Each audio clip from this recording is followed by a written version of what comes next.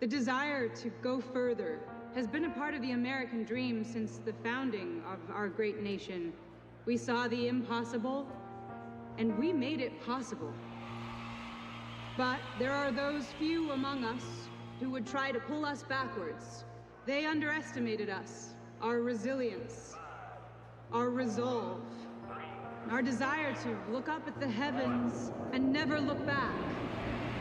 After one of the most sensational come-from-behind victories by a presidential candidate. The Mars 7 Alliance. The agreement aims to end the competition and distrust that is historically antitrust lawsuit brought by Exxon, Shell, and Halliburton. The company's plan.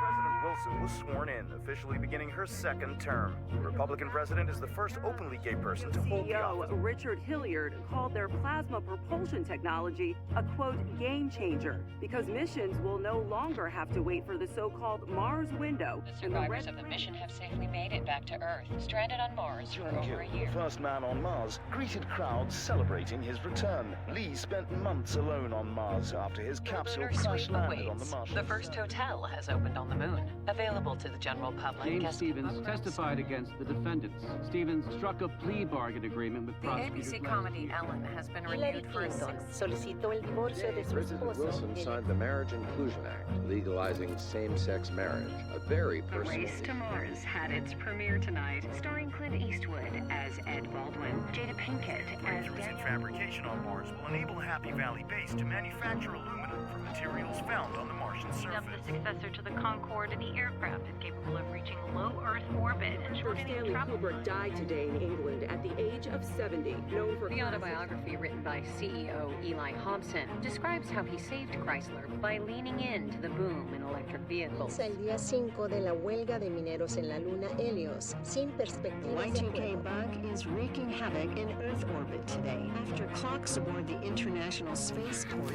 reset. The question on everyone's mind is, will Vice President Bush be able to keep together the Wilson coalition? In a tightly contested election, Al Gore has defeated George Bush to become the 42nd president of the United States. L'ancienne présidente Ellen Wilson a épousé la professeure Pamela Horton lors d'une cérémonie. Chaos reigns in Riyadh tonight after insurgents seized key government buildings in Saudi Arabia's capital. The Osbournes and Moonlighters are leading the way for a new kind of television. It's being called reality TV, and it's dominating the nightly ratings. And perestroika has transformed the once-dour Russian capital into a city of light and even... Горбачева Федор Корженко обвиняет его в предательстве коммунистической. But the alliance between Gore and the Soviet leader shows no sign of slowing down. As we usher in a new decade, the growing partnership between the United States and the Soviet Union, both on Earth and on Mars, is bringing a new sense of optimism to the nations of the world. Tonight, I can proudly say that the Cold War is over. Those we once thought of as our enemies have become our friends, and a new era of peace and prosperity is before us.